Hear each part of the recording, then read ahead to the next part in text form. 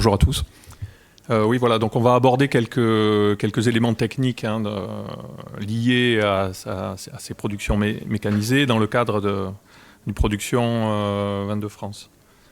Alors, les objectifs, ça a été rappelé dans un premier temps, si on veut faire ce type de production, le rendement et le niveau de rendement est une exigence très importante.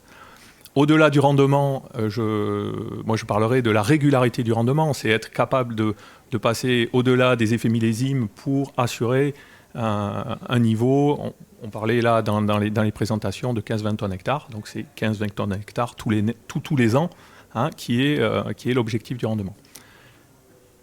Une fois qu'on a atteint le rendement, il y a de manière régulière, le deuxième point, c'est évidemment la qualité constante. Quand on parle de qualité, 3 piliers, la qualité technologique, sucre acide, le niveau de polyphénol sur les productions de vins rouges et, au besoin sur des vins blancs, un niveau d'exigence aromatique, de potentiel aromatique et toujours à qualité constante. Par rapport à ces objectifs, il est clair qu'il va falloir chercher à avoir un système de conduite qui puisse répondre donc à un niveau de production élevé. On est sur un positionnement vin de France, donc coût acceptable et qualité satisfaisante. Quelques leviers qui s'abordent, évidemment la mécanisation des opérations vignobles, qui va permettre de diminuer les coûts d'entretien du vignoble. Enjeu également lié à la densité de plantation. Plus on aura une densité faible, et plus évidemment les coûts d'entretien seront faibles. Objectif d'augmentation du rendement, donc pour améliorer le revenu. Et point essentiel, si on veut maîtriser la qualité, à partir du moment où on va chercher des rendements élevés, il faudra avoir des surfaces foliaires suffisantes pour pouvoir assurer le maintien de sa qualité. Alors, existe-t-il des options ? Il y a de très nombreux systèmes de conduite qui ont été développés dans le monde. On est beaucoup sur des systèmes palissés verticalement, mais il existe plein de systèmes simplifiés. Ici, voilà, de la taille minimale, des systèmes en haie, par exemple, qu'on peut retrouver ici sur ce type de graphique. Et puis après, il y a aussi des systèmes qui vont optimiser la photosynthèse, c'est-à-dire qu'ils vont avoir un gros développement de surface foliaire qui peut permettre des hauts niveaux de rendement. On passe par Montpellier, donc un petit clin d'œil à la lyre. Et puis, mais également des systèmes qui sont développés dans les pays du Nouveau Monde, des systèmes de surface foliaire déployés comme Scott Henry. Voilà. Alors vous voyez que je vous ai parlé du monde, mais c'est des systèmes qu'on retrouve déjà dans des vignobles pas très loin de chez nous. Voilà. Pour aborder l'approche telle qu'on la voit aujourd'hui dans le VIE, l'histoire les systèmes de conduite qui vont intégrer de la taille mécanisée sont vraiment les systèmes qui sont aujourd'hui, on va dire, optimaux. Vers quoi on tend ? On tend vers une réduction importante du temps d'intervention vignoble.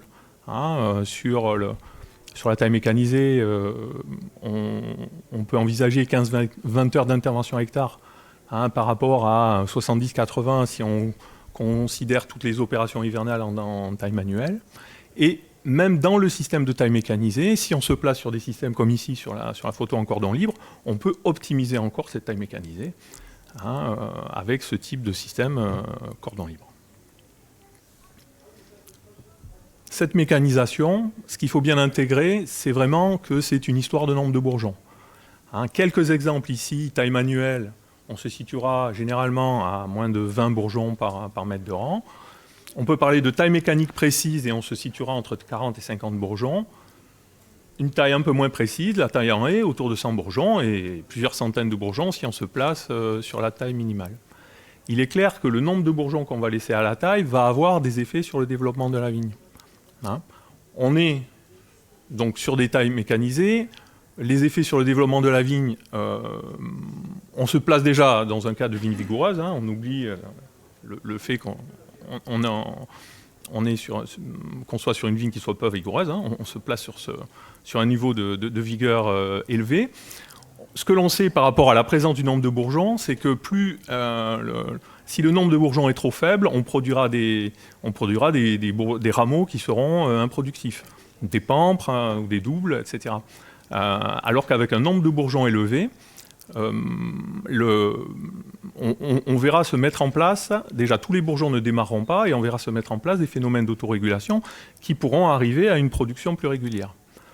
Exemple, à travers l'illustration d'essais menés par les chambres d'agriculture ici, dans l'Hérault, le Gard et l'Aude, en comparant un système témoin taille manuelle à 10-15 bourgeons avec une taille mécanique, on s'aperçoit que la différence de bourgeons laissés à la taille est à peu près d'un niveau de x4.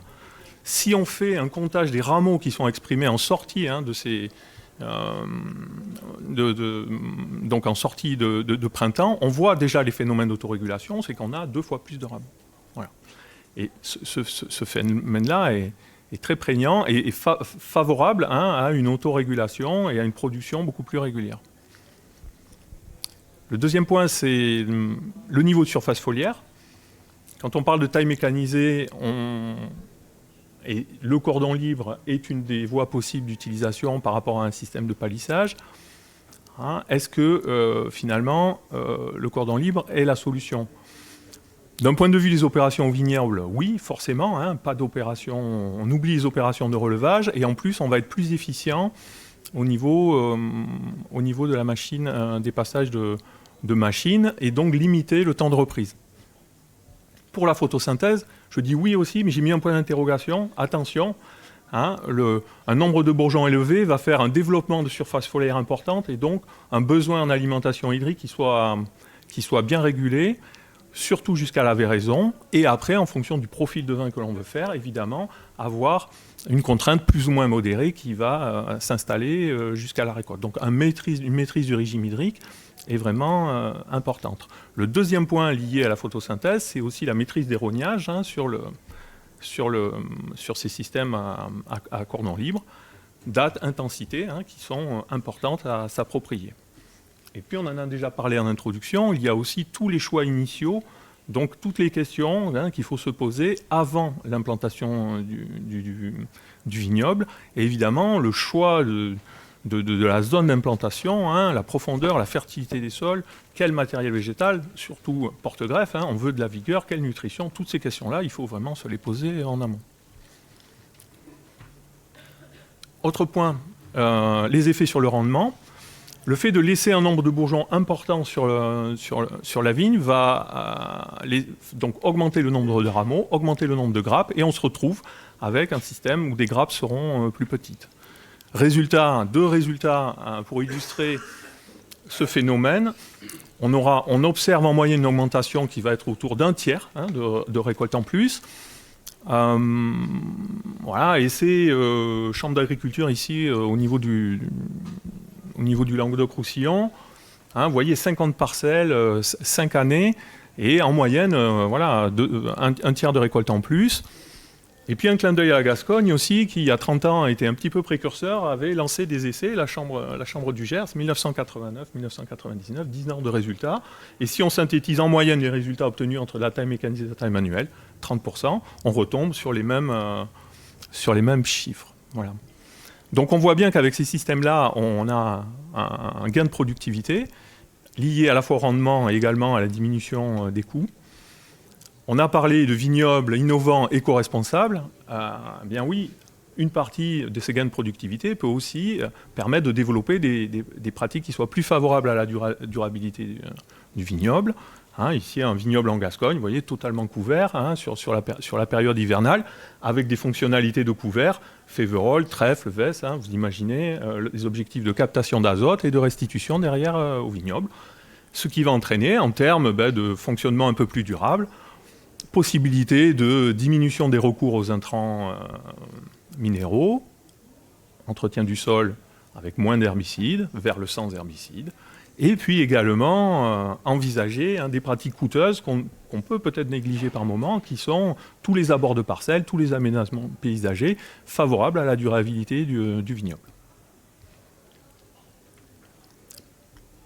Un petit focus sur les pratiques qui existent aujourd'hui. L'année dernière, nous avons réalisé une enquête dans le cadre d'un programme de France Agrimer, une enquête auprès des vignerons d'Occitanie qui pratiquent la taille mécanisée pour essayer d'aborder quelles sont les pratiques qui sont aujourd'hui mises en œuvre dans notre région. La taille mécanique précise sort très majoritaire. Ce qu'on voit aussi, c'est que le palissage est dominant dans les réponses d'enquête, très dominant, et qu'on se retrouve avec à peu près 50% de plantations spécifiques. Le palissage dominant vient du fait qu'on voit qu'on a une appropriation de la technique qui passe par des conversions de vignobles, qui étaient habituellement taillés manuellement, qui ont évolué vers la pratique mécanique. Mais aujourd'hui, on a quand même 50% qui se destinent à ces plantations spécifiques. Un autre point intéressant, c'est le temps de reprise moyen annoncé par les gens qui travaillent sur ces techniques-là, entre 10 et 20 heures, et avec un parti aussi non négligeable ici, un tiers qui destine moins de 5 heures au temps de reprise. Ce qui veut dire que derrière, il faut mettre des systèmes qui soient vraiment très efficients pour le passage des machines. Voilà. Donc ma dernière diapo, j'en ai fini. Au niveau de cette mécanisation de la taille, les points à retenir, la diminution donc, des temps hivernaux, je pourrais rajouter l'augmentation de rendement, qui sont les 2 points clés. Ça a déjà été abordé. Le choix du système en fonction des produits à réaliser. La charge en bourgeon, bien intégré que c'est la charge en bourgeon et le nombre de bourgeons qu'on va laisser par mètre qui est l'élément clé de la maîtrise. Et après, s'approprier ces nouveaux équilibres lorsqu'on a une charge en bourgeon plus élevée en termes d'équilibre du système de conduite au niveau de la plante, équilibre feuilles-fruits, plus de surface foliaire, plus de rendement pour maintenir la qualité, mais également au niveau de la parcelle, en lien avec l'alimentation hydrique, la fertilité et la nutrition. Voilà. Je vous remercie pour votre attention.